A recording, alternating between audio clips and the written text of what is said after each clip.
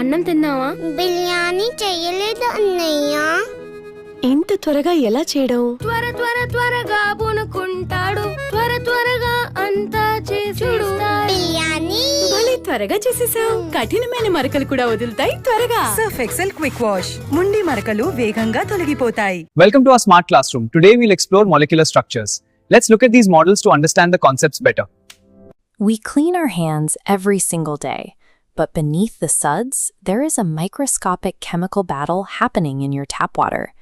When you stand in the cleaning aisle staring at endless colorful bottles, it's easy to just grab whatever smells best. But behind every clean surface lies the power of chemistry. Look closely at this thick, amber liquid. This is castor oil, a highly viscous, stubborn, and completely natural grease. Look at these white crystalline pellets. This is sodium hydroxide. It's a highly corrosive chemical base that causes severe burns if it touches bare skin. If you were to ask someone how to clean dirt off their hands, they wouldn't suggest smearing them with a sticky natural grease, and they certainly wouldn't suggest rubbing them with a corrosive chemical. Yet, combining these two extremes produces a safe, everyday tool we use to wash our skin. This diagram shows exactly how the process begins. We carefully pour a prepared 20% sodium hydroxide solution directly into a beaker of castor oil, using a glass rod to stir the two liquids together. In this next illustration, you can see the solution being placed over a Bunsen burner. The mixture requires continuous heating and constant stirring until the liquids merge into a thick, whitish paste. First, vegetable oil is heated carefully using a burner setup. Sodium hydroxide solution is measured and added slowly into the heated oil to form soap and glycerol. This process is called saponification. After continuous stirring, the mixture slowly becomes thick. This shows that the saponification reaction is taking place. Breaking those chemical bonds physically releases a massive amount of internal energy. If you touched the outside of that glass beaker, you would find it intensely hot.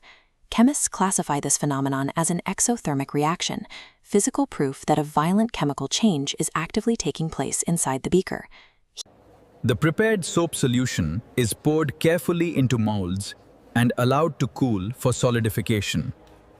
After cooling and solidifying, the prepared soap becomes ready for everyday use. Chemistry becomes part of our daily life. Let us recap the soap preparation process. First, vegetable oil was heated carefully.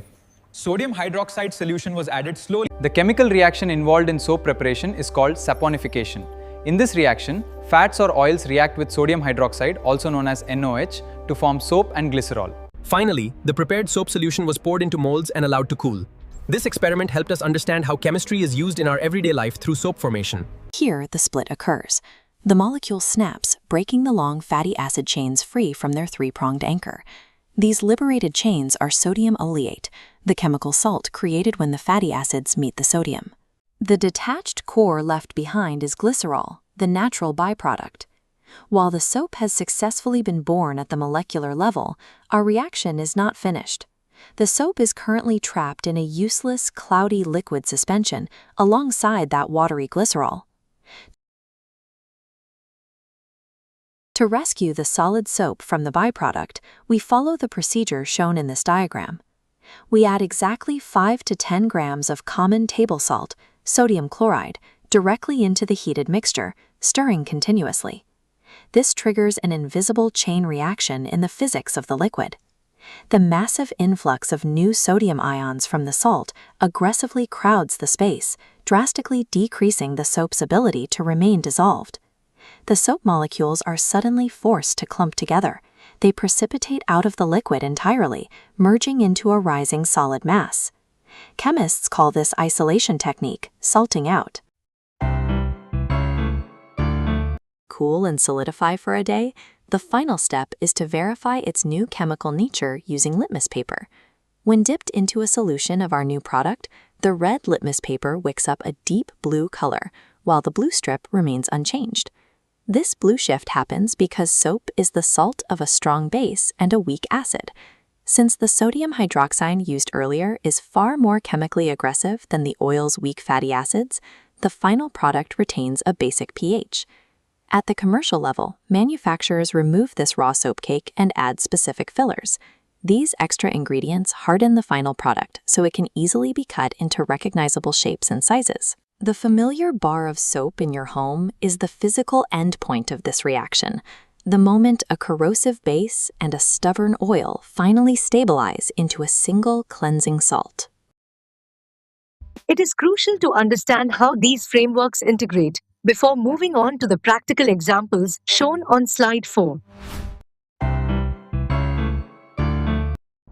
Every day, we fight dirt we cannot even see. A soap molecule has two important parts. The hydrophilic head is attracted towards water, while the hydrophobic tail is attracted towards oil and grease. Inside water, soap molecules oily dirt particles. The hydrophobic tails attach them while the hydrophilic heads remain towards water. Soap molecules work like tiny cleaning superheroes. Their tails attack oily dirt. Their heads remain connected to water, trapping grease inside a protective micelle structure. Inside the cloth fibers, soap molecules surround oily dirt. They pull it away from the fabric. Their heads remain connected. Micelles then carry the trapping dirt through water, leaving the cloth clean. But you are actually looking at a choice between two entirely different chemical technologies: traditional, inexpensive soaps and highly engineered, costly synthetic detergents. To get the best results without overspending, we have to decode the chemistry behind how these products actually work. Because if you choose the wrong one for your water, you end up wasting money, ruining your clothes, and failing to remove the grime. The division starts at the source.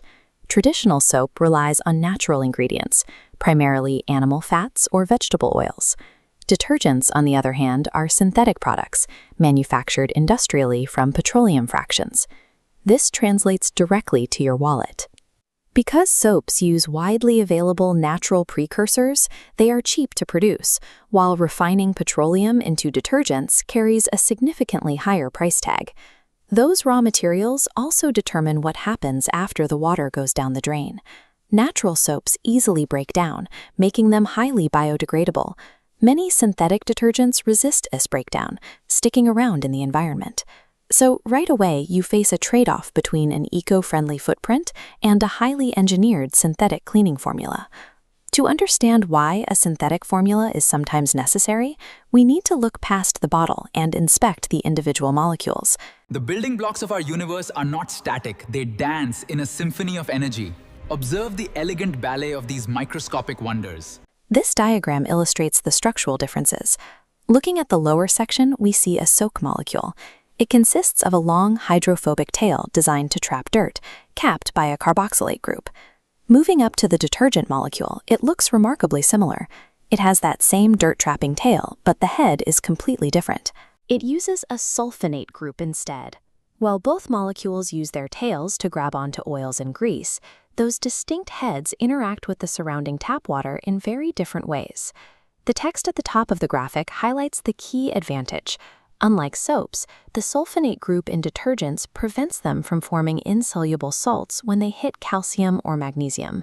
That single molecular swap, replacing carboxylate with sulfonate, is the entire reason your household cleaner either foams up perfectly or leaves a stubborn ring around the bathtub.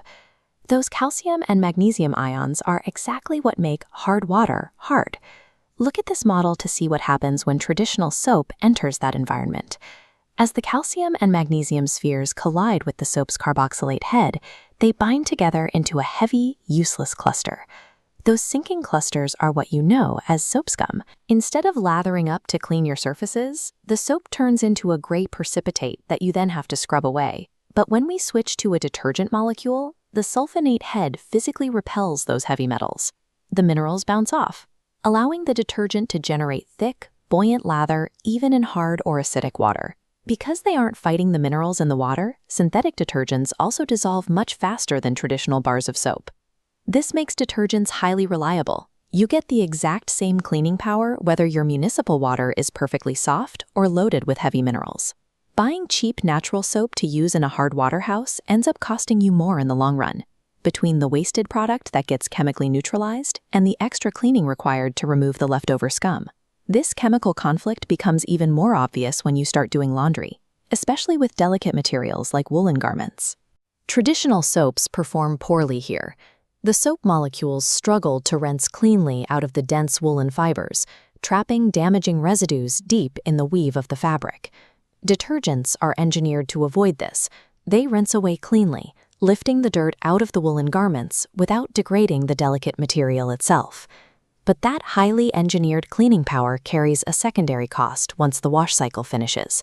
Because natural soaps are made from simple fats and oils, they are highly biodegradable and pose very little threat to local water systems. Many synthetic detergents don't break down easily.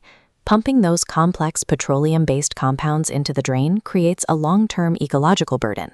You have to choose your priority, using an engineered formula to protect a drawer full of expensive garments, or using a natural product to protect the local watershed.